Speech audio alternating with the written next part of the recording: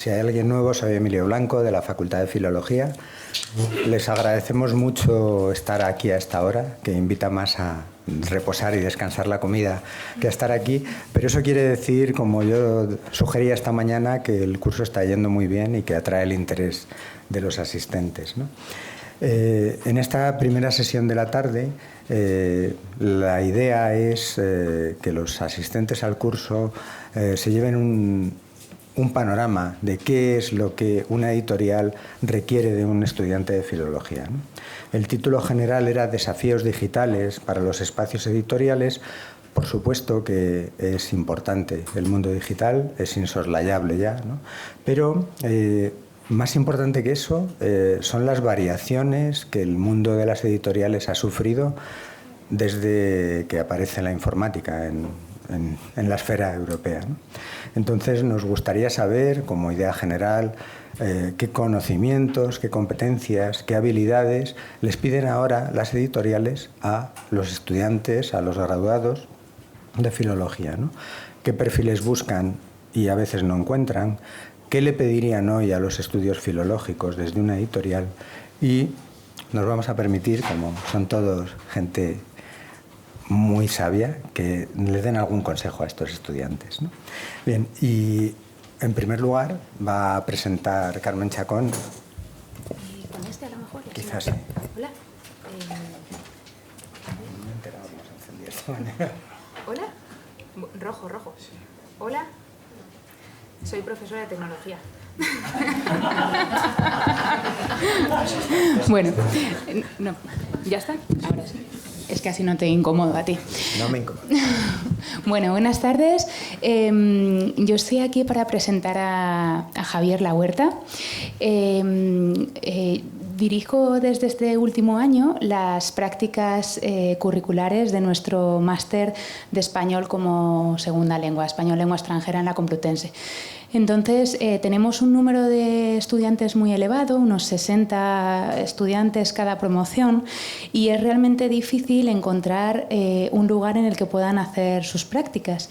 Este año, por primera vez, pensamos que por qué no ofrecer a nuestros estudiantes del máster español segunda lengua, que van a ser futuros profesores de español en su mayoría, por qué no abrir ese abanico de ofertas de prácticas al sector editorial. Nos hemos dado cuenta en los últimos años que cada vez más estudiantes nuestros acaban trabajando en editoriales. Y ese es el motivo por el que Javier está aquí. Es el director de SGEL, una de las editoriales pioneras y más conocidas en el mundo del español como lengua extranjera. Javier también es egresado de la Complutense, estudió filología hispánica en nuestra casa, aunque después, bueno, pues cuenta con otros títulos en otras universidades y otras casas, pero destaco el máster de investigación también en la Complutense en lengua española, máster de investigación en lengua española, así como bueno, pues un doctorado en didáctica, es especialista en por supuesto, edición de materiales, y sobre todo la pregunta que le veníamos a hacer a Javier era cómo había ido esa primera experiencia con nuestros estudiantes, este primer año de prueba, y qué es lo que ha echado de menos o podemos intentar reforzar para que los filólogos lleguen a una editorial como SGEL y puedan ser útiles y aportar al mundo del español como segunda lengua. Así que muchísimas gracias por estar aquí, gracias. Por acoger a nuestros estudiantes, y te doy el micrófono, no, la palabra. Pues hablo yo. Bueno, buenas tardes, muchas gracias, Carmen. Gracias a la universidad y a los cursos de verano de la Complutense. De verdad, me licencié hace demasiados años ya. A ver, ¿qué pedimos? En principio, ¿qué pedimos a los estudiantes del máster de L, ¿no? Las editoriales son de muy distinto tipo. Entonces, en función de esto, tenemos unas necesidades otras. ¿Por qué nos interesa un estudiante de máster de español lengua extranjera? Porque está vinculado directamente a la actividad que hacemos. No buscamos a un crítico literario o no buscamos a un gramático. Buscamos una persona que quiere estar en el aula. Entonces, la afinidad es muy importante. ¿Qué tipo de estudiantes recibimos? Si la pregunta de qué carencias tiene, yo nunca parto de las carencias que tiene, sino de aquello que tiene, porque al final son personas en formación. Tampoco le podemos pedir como un senior, estamos pidiendo como un junior. Lo que estamos intentando es que esa persona descubra si realmente eso le puede interesar o no. No le podemos valorar como una persona que es un empleado o que tiene una experiencia dilatada, sino es una persona que va a empezar a tener una experiencia, aunque hay algunos estudiantes que ya en el máster tienen experiencias previas, ¿no? Entonces, el tipo de estudiantes que recibimos, pues este año nos interesaba mucho, bueno, siempre nos ha interesado mucho, pues gente que tenga afinidad, pero es el primer año que a través de la Complutense recibimos estudiantes de máster de L. Otras veces, desde hace ya a lo mejor más de 10 años, recibimos estudiantes del máster de edición de la Autónoma. Los perfiles son diferentes, una persona está orientada a la edición, otra persona está orientada... Bueno, también podría ser la edición, pero con elementos de autoría o con elementos de capacidad crítica con respecto a aquello que pasa en el aula. Entonces, en función de las necesidades de una editorial, pues buscaremos unos perfiles u otros. Evidentemente, a mí personalmente me interesa una buena formación académica, todo eso que ahora se llama habilidades duras. Bueno, pues, pero las habilidades blandas, por supuesto, que son importantísimas. Y digamos que lo que uno quiere es gente que sea capaz de aplicar, aquello que sabe y que sea capaz de progresar. Gente que sea curiosa y que esté en un proceso de formación continua, que es lo que ahora demanda, ¿no? Decía Emilio ¿qué pasa con el proceso de digitalización? A ver, los procesos de digitalización ahora lo vemos como algo muy revolucionario, pero tienen 30, 40, 50 años, ¿no? Desde que hay un Word, desde que hay un correo electrónico, una página web, etcétera, etcétera. Ahora es como algo más sorprendente, quizá porque es más noticioso o noticiable el hecho de la inteligencia artificial. Los filólogos somos informáticos, yo no lo soy. Yo en el 92 hice un curso de Lisp y de Prolog para lingüistas y me enteré de poquito. Pero por lo menos perdí el miedo a la informática, como ahora pues al principio parece que la IA es un monstruo, y lo podría ser, depende de las aplicaciones, pero al final es una herramienta, como lo ha sido pues la biotecnología u otras cosas. No sé si me falta algo por responder, y si no, pues a lo largo de la mesa, pero vamos, que yo creo que las filologías, pues es que depende de donde uno caiga, ¿no? Como decía Carmen, yo me licencié hace mucho tiempo. En aquella época a lo mejor había todavía más oferta, más estudiantes de filologías, y entrar en el mercado laboral era mucho más difícil. Digamos, con esa especialidad tuve la suerte de hacer un máster en un momento en que no había muchos, y puedo decir a los que están buscando trabajo, tienen esa expectativa, que yo me he dedicado toda la vida a esto, ¿no? Como corrector, como editor, como lexicógrafo. Así que, bueno, hay trabajo también, ¿vale? La noticia esperanzadora, ¿vale? Y poco más. Cedo la palabra. Muchas gracias, Javier. En segundo lugar, tiene la palabra Anne Vigar. Anne es el rostro, para quienes nos dedicamos a la literatura española, es el rostro de la editorial iberoamericana Verfuert, ¿no? Que se funda en 1975 por Klaus Verfuert, con sedes en Madrid y en Frankfurt, y especializada en publicaciones, y al igual que Esguel de Lengua y de Español para extranjeros, Iberoamericana está especializada en estudios culturales, estudios literarios, ¿no? Sobre todo sobre países españoles, hispánicos, España, Portugal e Iberoamérica. Tiene además librería. Cuando algún día vayan por el barrio de las Letras, aparte de tomar un pincho o una caña, pásense por la librería iberoamericana, que de verdad es de las pocas que vale la pena en Madrid. Frente a la FNAC y estas mega librerías, allí pueden encontrar un sabor auténtico, ¿no? Publican cerca de 75 libros al año, lo que no es poco, con 2 revistas, una de reseñas sobre literatura española, iberoamericana, también otra de lingüística iberoamericana. Y, bueno, para que se hagan una idea, solo en las novedades de primavera incluyen títulos tan sugerentes como Dulcinea Plural, ese personaje del Quijote al que hacemos poco caso, pero con que... permiso, tengo dos aquí, a lo mejor se puede dejar circular para que veáis. Se puede quitar el plástico que no merite. No tenía tiempo. Pues ese Dulcinea plural nos enseña que Dulcinea no es solo la amada de Don Quijote, sino que ha influido mucho más de lo que pensamos en el siglo XX, ¿no? Lorca y el archivo, es decir, la relación de García Lorca con la investigación archivística que normalmente dejamos de lado, pero se dedica también a la propia época del Siglo de Oro, ¿no? La Armada Española y Drake, se lo traduzco del inglés, en la literatura española e inglesa, la cultura de defensa en la literatura española desde el Siglo de Oro, atiende a las últimas corrientes críticas, como el libro titulado Hablo por mi diferencia, sobre las culturas homosexuales en Hispanoamérica en los siglos XX y XXI, ¿no? El siguiente libro me da pie para explicar que Anne está también aquí porque Iberoamericana es uno de los parteners del Departamento de Literaturas Hispánicas y Bibliografía al que pertenezco, porque buena parte de la investigación del departamento se ha vehiculado a través de libros publicados por Iberoamericana, como es el caso de Góngora y el Marqués de Ayamonte de Jesús Ponce, un colega del departamento, ¿no? Bien, y si ya tienen a estas alturas de la tarde un poco de morbo, compren Los verdugos en la España del antiguo régimen. Creo que después de lo que les he dicho, cumple ya que le dé la palabra a Anne Bigger para que nos explique qué es lo que necesita una editorial como Iberoamericana de un licenciado o graduado en antiguamente filología hispánica, modernamente en español, lengua y literatura. Muchísimas gracias, Emilio, también a María por la invitación a este sitio tan noble, tan impresionante, y gracias por venir exactamente a esta hora.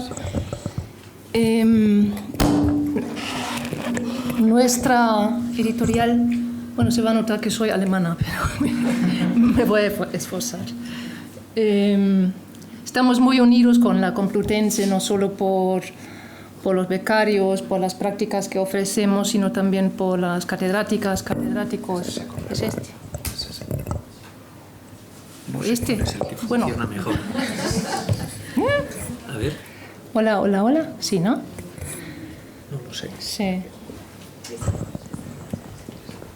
Tenemos varias colecciones dirigidas por Esperanza López Parada o también otras personas. También forman parte, tenemos un premio de nuestro director, así creo que por lo menos 3, 4 compañeros que han estudiado en la Complutense, así estamos muy unidos, ¿no? Diría yo, y yo estaría feliz estrecharlo aún más, y por eso yo diría a cada estudiante que prácticas, también viajar, trabajar en otro país, como lo he hecho yo, es muy importante. Yo hice mi tesis en Alemania y luego sobre el Siglo de Oro, y luego fui a Madrid y ya no me vuelvo. ¿Qué más? Me preguntó Javier, que también nos conocemos mediante otra persona, que cómo vamos, cómo es. Yo digo con muchos cambios, ¿no? Ahora la palabra clave es casi open access, inteligencia artificial, que son palabras grandes que a veces dan miedo, y de allí también viene mi deseo o mi perspectiva de un becario, de un trabajador ideal, ser crítico, ¿no? Ser crítico, también tener la valentía de ser diferente. No quiero a alguien que está constantemente dándome la razón, sino nuevas ideas, y es lo que yo noto en los jóvenes, ¿no? Tienen totalmente otro acceso a cosas como yo, con las redes sociales, como llevan su móvil, su portátil, yo apunto cosas con la mano, que no así.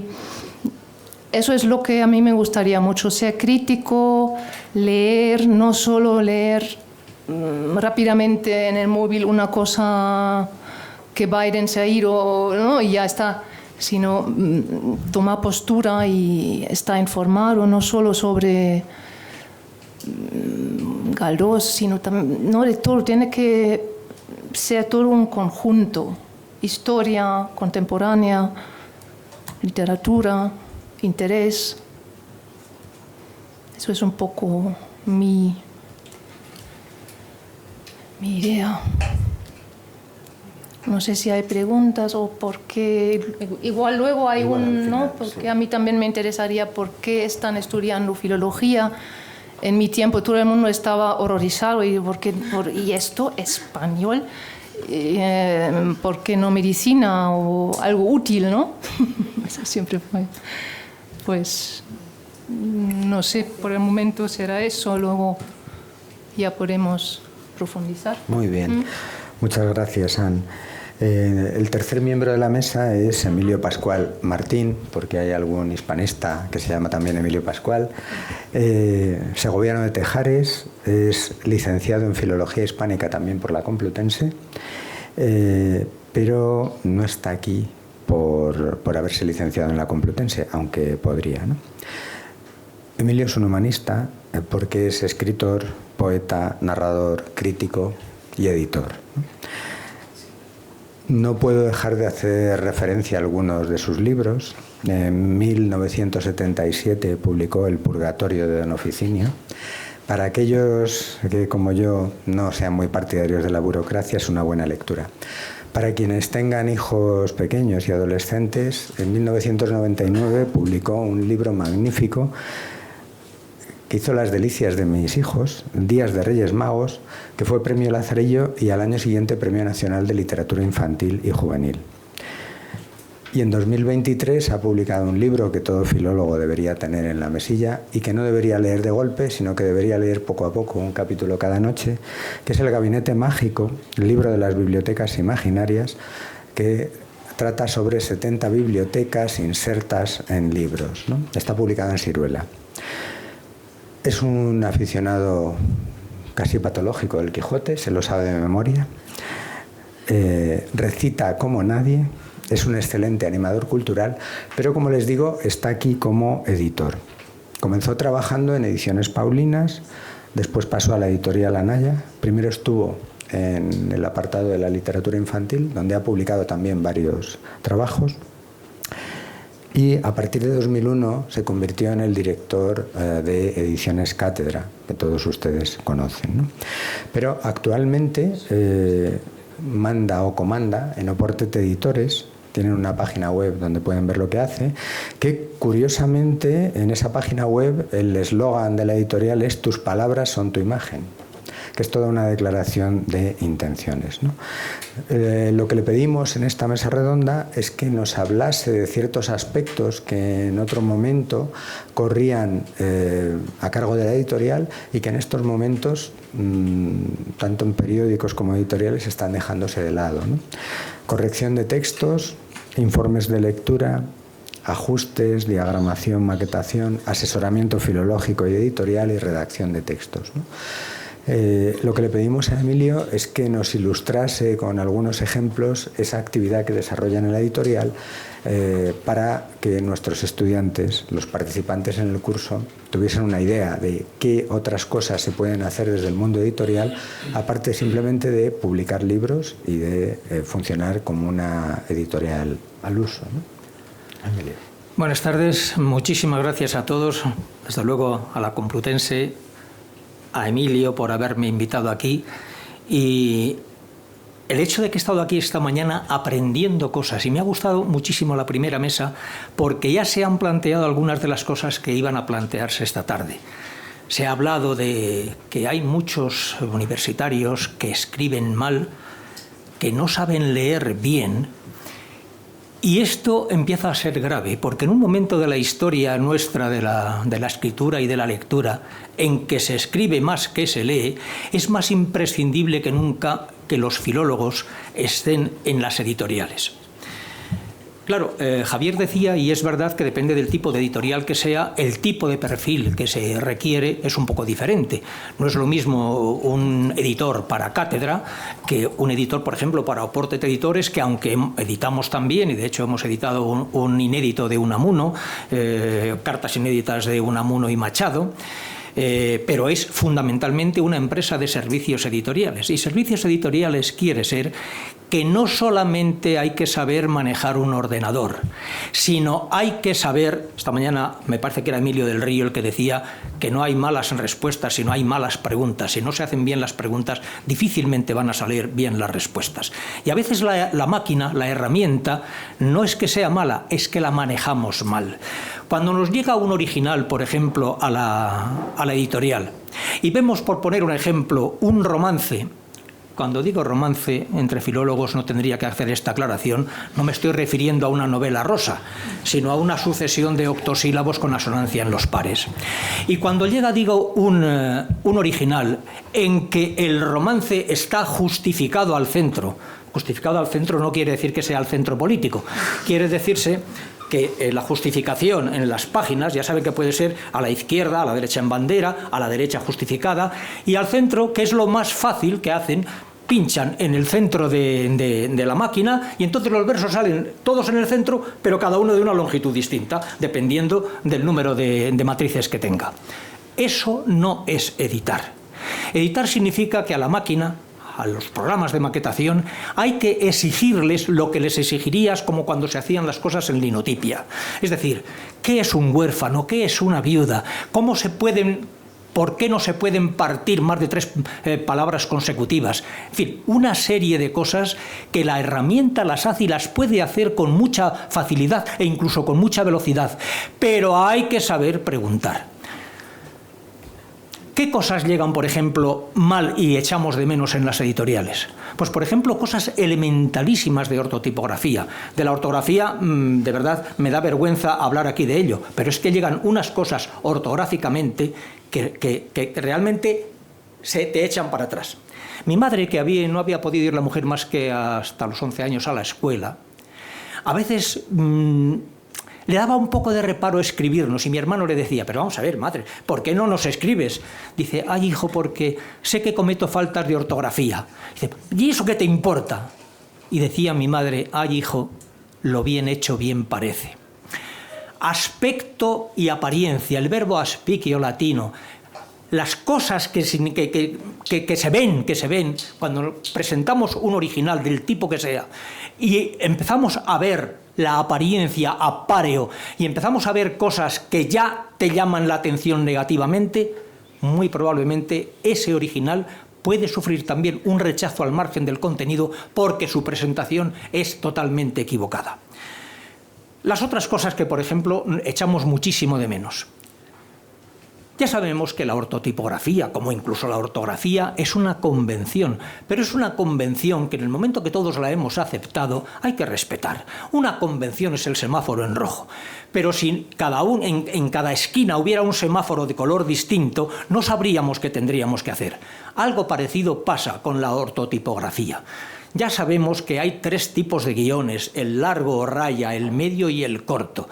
El corto es para partir palabras, para las fechas de una a otra, incluso para las palabras compuestas, pero no para los diálogos, y nos llegan originales permanentemente rellenos de guioncitos cortos como para los diálogos y para los paréntesis. El guión parentético es otro. Según la tipografía puede ser la raya o puede ser el guión medio, pero nunca el guión corto. Algo parecido pasa con las comillas. Es cierto que lo de las comillas tiene sus perendengues, porque los autores, que a veces son muy caprichosos, y ahora voy a citar un poco a Javier Marías, sobre todo respecto a los nombres propios. Javier Marías, por ejemplo, tenía la puntuación en las comillas que había heredado de su educación anglosajona.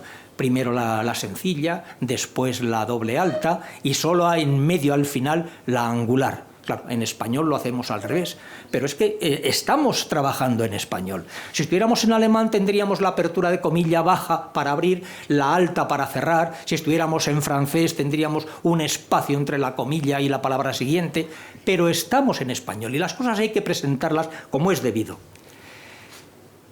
¿Qué quiere decir esto?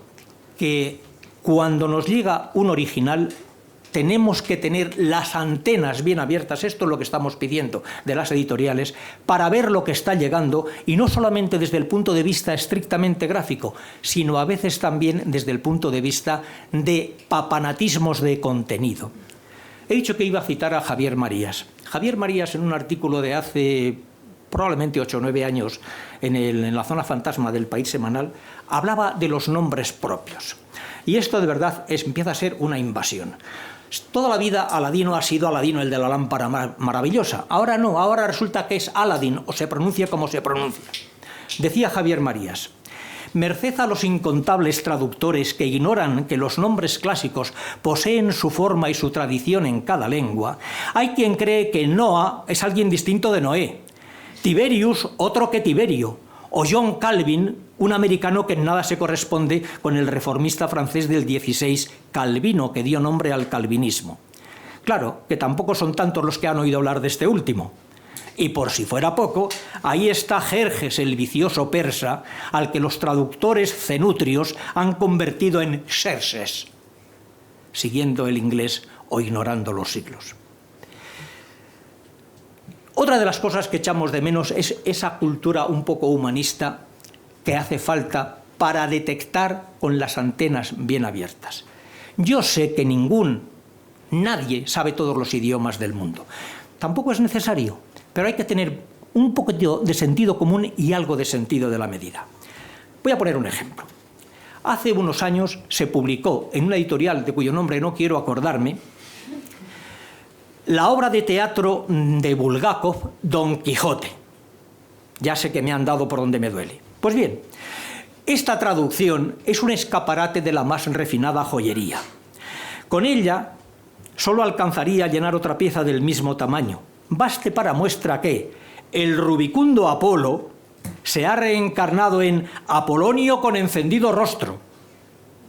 El caballero de la ardiente espada ha sido traducido como el de la espada flamígera. El gigante Pandafilando de la fosca vista se ha convertido en Pandofilando el bizco. La princesa Micomicona siempre es masculino, Micomicón. La patria del doctor Pedro Recio de Agüero, que está entre Caracuel y Almodóvar del Campo, aquí está entre Caracuello y Almodóvar. Hay bastantes más flores, pero ¿para qué llenar el búcaro? Recuerden el aspecto y la apariencia. Siempre se ha dicho que el estilo es el hombre. Fue Ramón y Cajal el que en una de las charlas de café escribió lo siguiente: el estilo es el hombre, decía, según es harto sabido, el gran Buffon. Menos conciso pero más exacto fuera expresar que el estilo es casi siempre una transacción entre el hombre y su careta, entre lo que realmente es y lo que le obliga a ser la fascinación irresistible de la escuela dominante. Ni hay que olvidar el efecto decisivo de la cultura y la experiencia del mundo. Cuando uno presenta un original, o lo revisa si está en los departamentos de revisión de una editorial, lo menos que tiene que saber y tener presente es saber dónde está, qué se pide en ese momento y en ese lugar de la editorial y, sobre todo, un poquito de saber en qué campo semántico se mueve. Fíjense, si estuviéramos en cátedra, bueno, suponemos que el filólogo, el editor, tiene que tener un mínimo de filología. Pero aunque estemos en otro tipo de editoriales, hay que tener ese pequeño sentido común para saber lo que no funciona. En El espejismo de Dios, de Richard Dawkins, un libro por lo demás no mal traducido como otros que conozco de esta especie, al hablar de las 5 pruebas o vías de Tomás de Aquino, a la primera la llama la de el promotor inamovido. Ay, si estuviera aquí Emilio del Río y recordara lo del motor inmóvil de Aristóteles. Pero no creamos que sus lapsus se limitan al siempre resbaladizo campo de la religión o de la teología.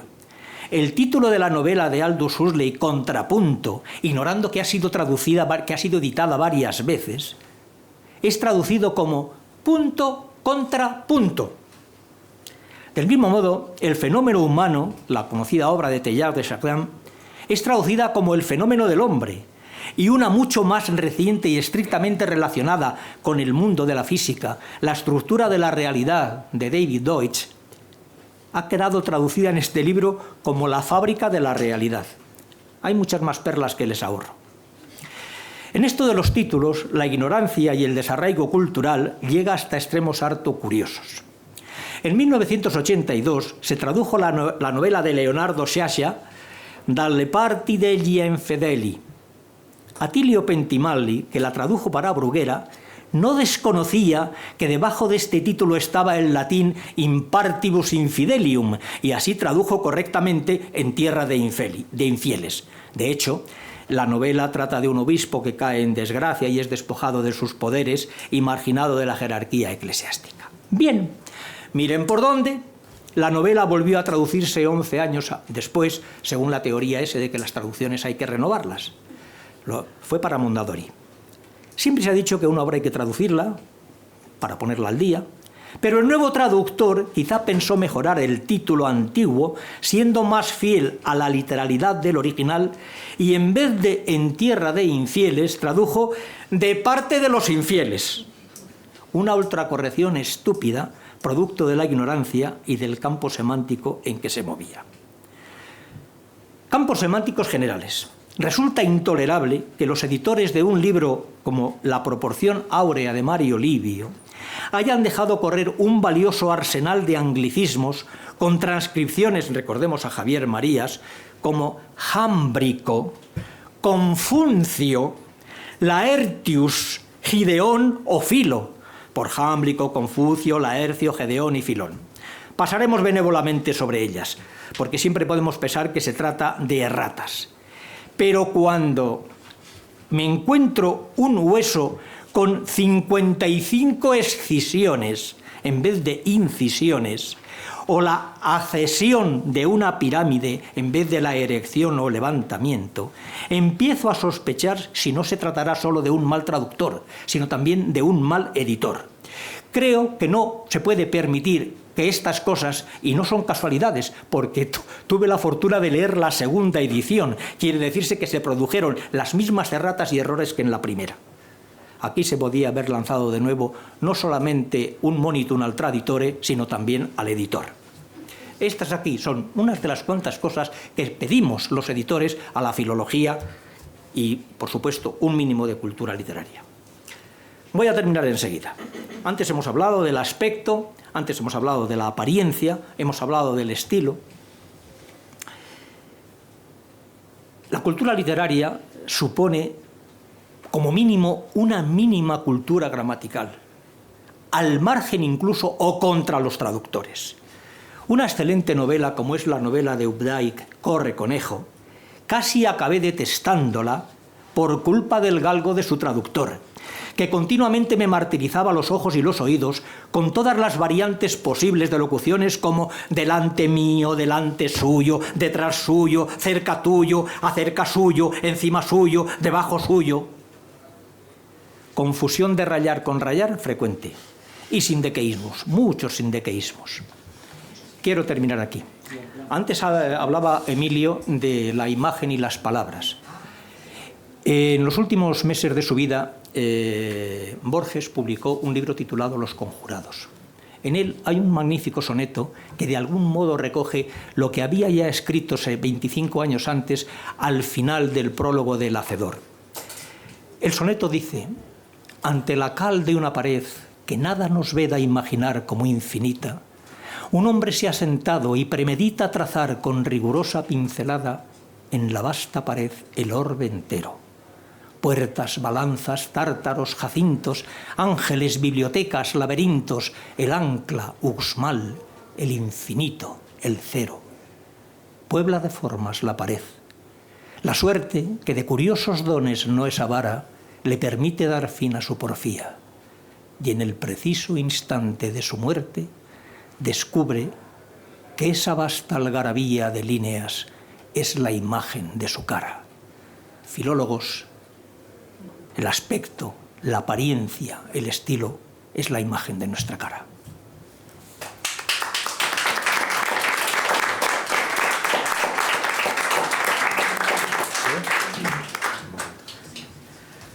Bueno, tenemos unos minutos para que yo os animo a que aprovechéis que tenéis aquí a 3 editores. La situación es ideal, después de lo que ha dicho Emilio Pascual también, para que os animéis a trabajar en una editorial. Voy a contar una experiencia personal. Cuando yo llegué a la universidad yo quería ser profesor de instituto. Fue después, cuando me picó el gusanillo de investigar, y como todos los investigadores tuve un periodo de paro y durante ese periodo trabajé en una editorial. Ha sido lo más gratificante, después de dar clase de literatura, ha sido lo más gratificante, la experiencia más gratificante en mi vida. Cuando entré no sabía nada, cuando salí tampoco, pero sabía un poquito más. Pero realmente tener en tus manos un original que ha escrito alguien antes de que lo tenga todo el público, eso es una experiencia impagable. Aunque te puedas enfadar, como le ha pasado a Emilio Pascual, realmente es una de las salidas mejores que se puede tener como filólogo, de verdad. Y os animo, si tenéis alguna duda, alguna incisión, como decía Emilio, alguna inquietud, que la planteéis ahora, porque tenéis a 3 especialistas que llevan toda su vida trabajando en editoriales y es el momento para plantear esas preguntas. Si no lo hacéis vosotros, lo haremos desde la mesa, Carmen y yo, pero es el momento de que habléis vosotros.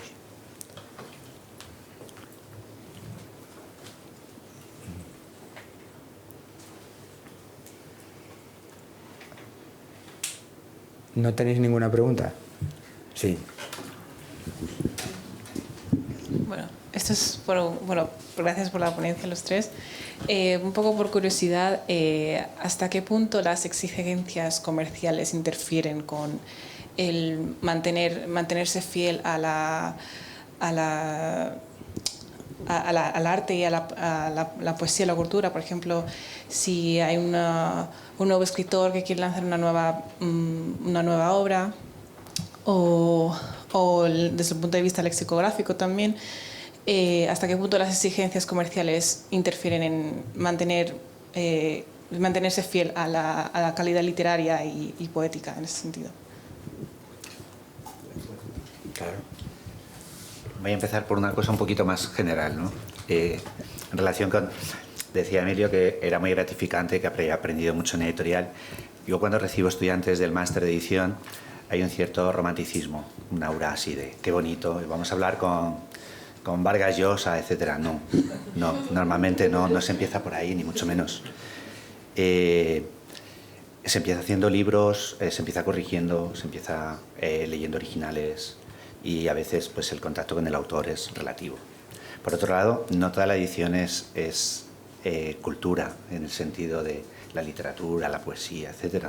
Lo que decía es que hay muchos tipos de editoriales de índole más práctica, desde el punto de cruz hasta los pasatiempos. Hay editoriales muy importantes que hacen pasatiempos, editoriales académicas, etc. Entonces, ¿qué importancia tiene lo comercial? Pues aunque yo era muy romántico, mucho más romántico que ahora, con este tema de las filologías, me he convertido en una persona más pragmática. Al final las empresas privadas, como las instituciones públicas, tienen que conseguir ingresar más de lo que gastan. Entonces, es importante. No es que te condiciones, no es que vayas a hacer cosas de mala calidad, pero es evidente que tienes que hacer cosas que sean apreciadas por el mercado, si queremos hablar de mercado, apreciadas por el lector y que la gente lo compre. Es la única forma de evitar. Pero esto no quiere decir que la parte comercial sea el enemigo, como la informática no es el enemigo de la creación. Quiere decir que bueno, hay algunas condiciones o algunos condicionantes que hay que considerar cuando lanzas un libro al mercado. Yo hago edición educativa, entonces tengo que tener en cuenta cuáles son las programaciones, cuáles son los objetivos y también qué es lo que a veces pues un grupo X de profesorado que idealizamos, como el profesor ideal o un grupo de profesor ideal, demanda de, porque hay varios paradigmas educativos ahora mismo, ¿no? Entonces, queremos llegar a un cierto tipo de público y también utilizamos herramientas comerciales. Vale. Puedo añadir simplemente un poquito más, porque estoy totalmente de acuerdo en lo que has dicho de que el comercial no es el enemigo. Yo he trabajado muchos años, durante más de 25 años, en un grupo grande como era el Grupo Anaya, en que había además distinto tipo de editoriales. Habitualmente los comerciales te hacían percibir por lo menos lo que no debes hacer, porque también ellos recibían de primera mano las reacciones del lector. Entonces, eso que hemos estado diciendo de cuando un libro está mal editado, ellos son los primeros que reciben las primeras quejas, te las trasladan a ti. Y yo puedo decir que algunos comerciales nos han ayudado a cosas en las que teníamos determinadas dudas, salir adelante con ellas. Por tanto, lo que ha dicho Javier es verdad, o sea, no se puede ser romántico hasta el extremo de que quieras decir, voy a editar un libro del que sé que voy a vender un ejemplar.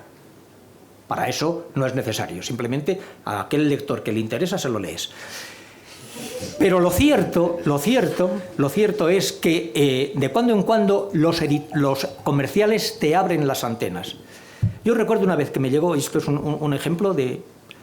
Me llegó un original, no sé si me estoy excediendo, me llegó un original que para la literatura infantil y juvenil parecía una exageración a todas luces. Venía de un autor desconocido para mí entonces, 700 folios. Pero me parecía que dentro había algo. Y entonces le llamé, digo, mira tío, o sea, supe en aquel momento que ya después de una conversación de unos minutos, que era profesor además, digo, ¿tú tienes para recomendar a tus alumnos un libro de 700 páginas?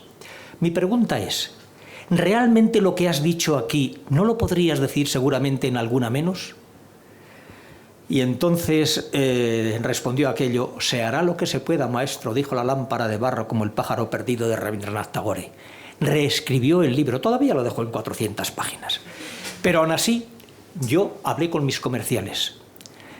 Hubo división de opiniones, pero precisamente el jefe de almacén, cuando lo vio, estoy hablando del Tesoro de Fermín Minar, un libro de la colección Tus Libros, del que a pesar de las dudas, aquel comercial me dijo, me huele que este libro se va a vender. Aquello realmente te da una cierta seguridad. Se vendieron 40.000 ejemplares. Wow.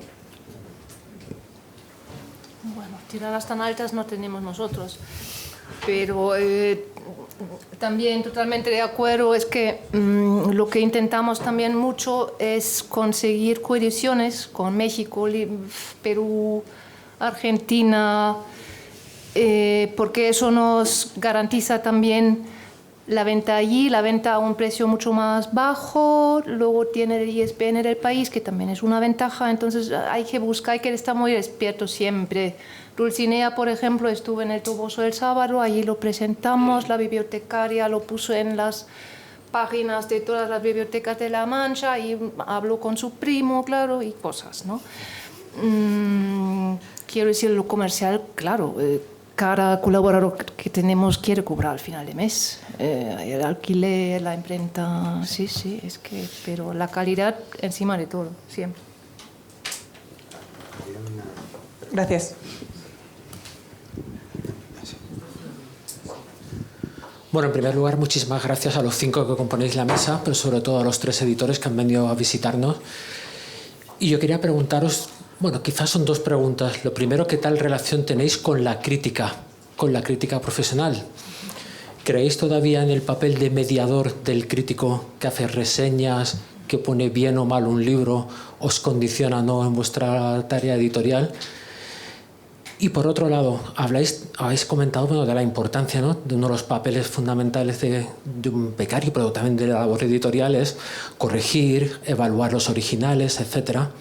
En el caso de las revistas científicas, esta tarea, para mí importante, cada vez se tiene que delegar más en los evaluadores externos. De tal manera que yo, por ejemplo, que dirijo una revista dentro del Renacimiento que se llama Mediodía, más que seguir mi propio criterio, los contenidos que a mí me gustan o los que le gustan al editor, a Abelardo Linares, tengo que estar condicionado de que a ver qué evaluador externo me dice qué le gusta, qué no, con lo cual yo creo que mi tarea de elegir qué es lo que yo creo que es mejor para los lectores la tengo que delegar o me la veo mediatizada por esos evaluadores externos a los que me obliga el sistema académico actual.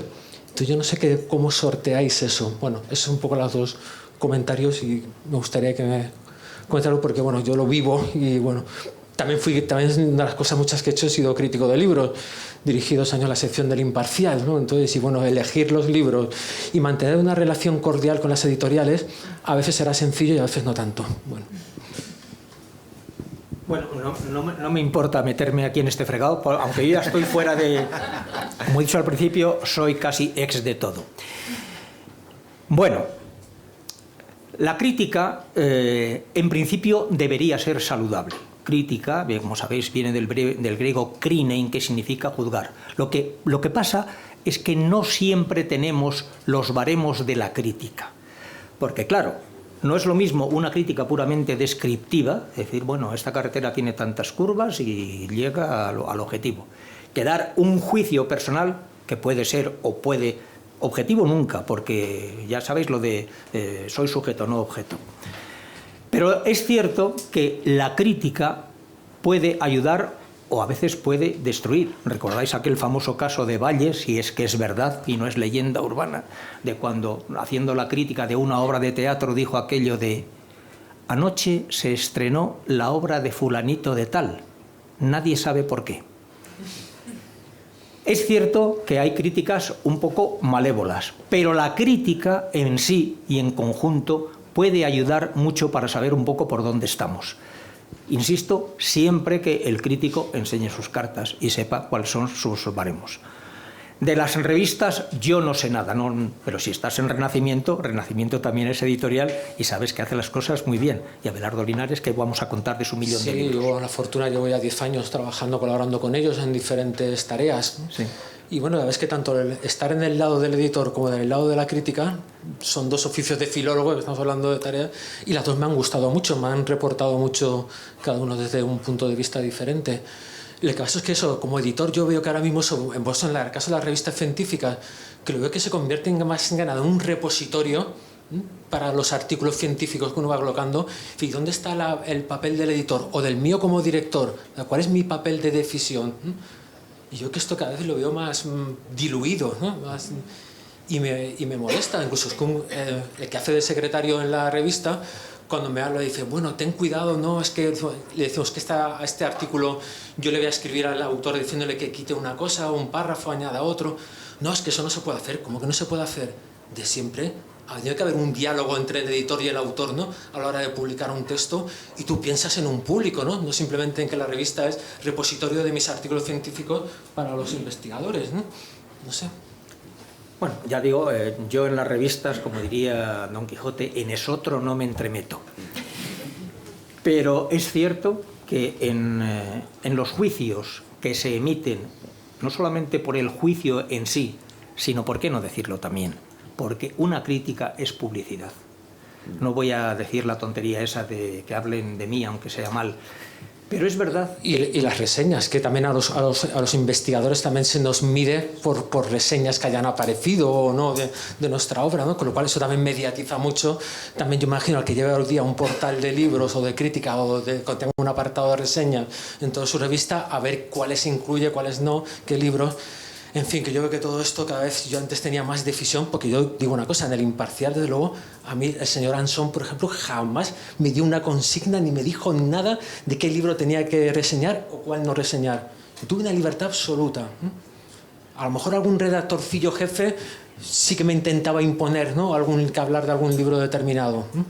Pero por lo demás, desde luego a la cabeza, ninguna. Lo digo por...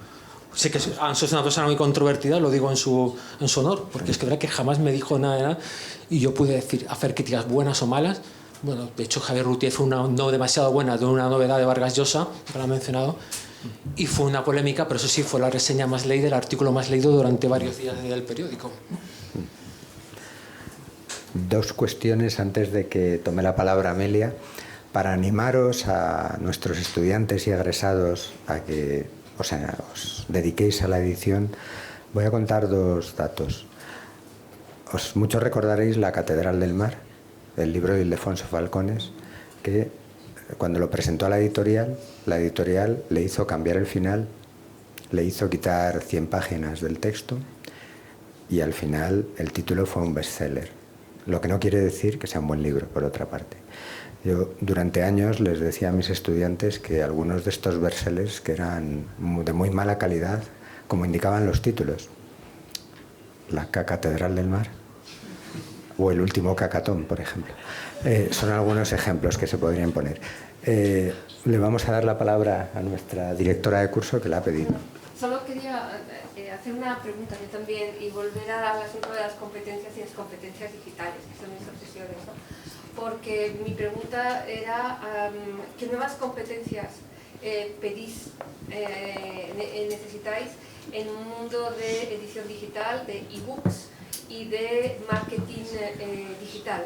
Estoy pensando en nuevos perfiles, porque una cosa es editar un libro en formato ebook, que bueno, es clic, clic, y otra cosa es posicionar esos ebooks en los diferentes repertorios de plataformas, etc.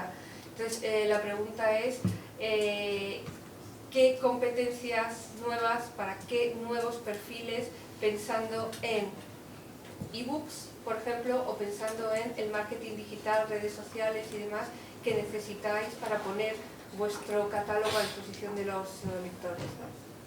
O sea, Editores, venga, en activo. Bueno, a ver, hay una cosa.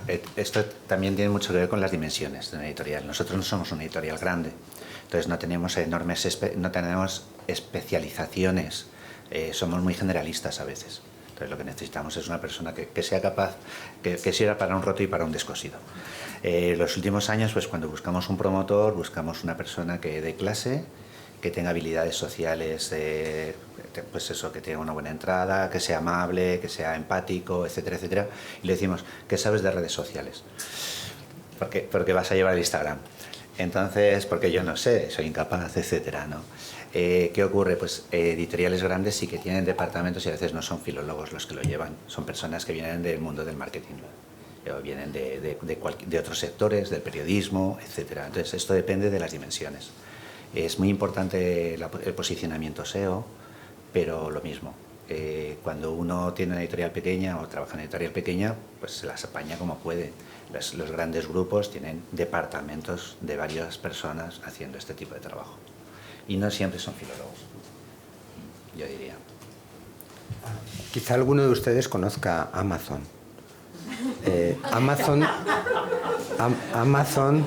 Amazon tiene una división que se llama Amazon Academy, que hace cursos en el Colegio de Arquitectos de aquí de Madrid una vez al año, donde invita a profesionales del sector y explica su sistema de edición. Su sistema de edición, lo digo para complementar esto, es que en este caso yo escribo el libro. Primero tengo que escribir el libro, después tengo que maquetarlo en la plataforma que Amazon ha diseñado al efecto, después tengo que subirlo a esa plataforma y después con mis redes sociales tengo que conseguir 500 contactos a quien llegue publicidad de ese libro, de forma que el antiguo sistema editorial de el editor, el corrector, el maquetador, ahora mismo en algunas editoriales lo está haciendo todo el propio autor. ¿Puedo comentar Por una cosa? supuesto. Es interesante porque, bueno, Ana ha dicho que nos conocíamos por persona interpuesta. Hicimos un curso de edición digital hace tiempo, ¿no? Entonces, el modelo de Amazon, por ejemplo, se hablaba mucho hace unos años, ha dejado de hablarse afortunadamente de la edición sin mediadores. Entonces, el editor es el mediador, es esa persona que está entre el editor y el público y que se lleva mucho dinero y que perjudica al autor. Bueno, como ha dicho Emilio, todo lo contrario, ¿no? Hay gente que sí que es capaz, hay autores que son capaces de vivir de Amazon porque están a tiempo completo como autores de Amazon. Entonces tenían que hacer el marketing, la publicidad, la edición, etcétera, etcétera. Eso no es lo que hacemos las editoriales tradicionales, no es lo que hace Iberoamericana o lo que hace SGE, lo que hace Aporté. Es completamente distinto. Es verdad que Amazon tiene un coste cero, la organización de este curso, y entonces la gente se puede autoeditar. Respondiendo también a la pregunta de Emilia de la edición electrónica, pues hay editoriales que hacen exclusivamente edición electrónica y las editoriales tradicionales seguimos viviendo del papel, en nuestro caso, y tenemos bastantes libros en soporte digital, no como ebook, no para lectura en Kindle, sino para lectura en tabletas o en ordenador, porque son libros que se pueden proyectar en el aula para seguir las explicaciones, etcétera. Nosotros todavía no llegamos a lo mejor al 7% de nuestra facturación, lo cual quiere decir que seguimos viviendo del libro papel. Los que viven del libro electrónico ya a veces tampoco es una cuestión del editor el que se digitalice, sino que es más bien del experto en diseño gráfico, de los maquetistas, etcétera, que como decía Emilia, a veces es dar un botón si lo haces bien y entonces puedes tener las dos ediciones, la edición papel y la edición electrónica. Pero son los menos, yo creo. Hay mucho mecánico, ¿no? Sí. Subir metadatos, Sí, ponerlos, cosas así que... Y luego también hay mucha publicación electrónica que sigue sin ser electrónica, que es el PDF que va a la imprenta y que se está leyendo en un lector. Está con un Acrobat. ¿Vale? No sé si respondo. Muy bien. Me ha parecido que por ahí alguien había levantado la mano. Nos quedan 2 minutos, 5 minutos. Yo les animo a que aprovechen, de verdad, es una oportunidad tener hoy aquí a estas personas. Cualquier duda, yo si estuviese ahí preguntaría, he terminado, ¿tienen trabajo para mí? Es un curso sobre estas cuestiones.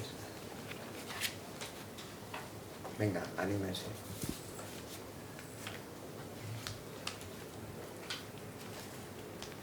Bueno, siempre quiero el correo electrónico. Sí.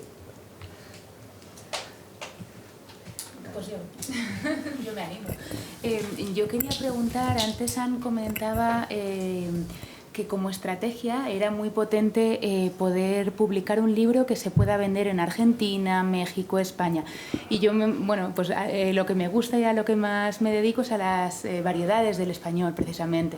Entonces quería preguntar cuánto sufre el editor que tiene que publicar ese libro, pues eso, y que se venda sintiéndolo como propio con una lengua que se habla en tantos países, ¿no? En más de 20. ¿Cómo se trabaja, cómo se enfoca esta... O a lo mejor no es un problema, simplemente... No es un problema. Por ejemplo, en el sector audiovisual sí que hay, bueno, pues tenemos polémicas con el subtitulado.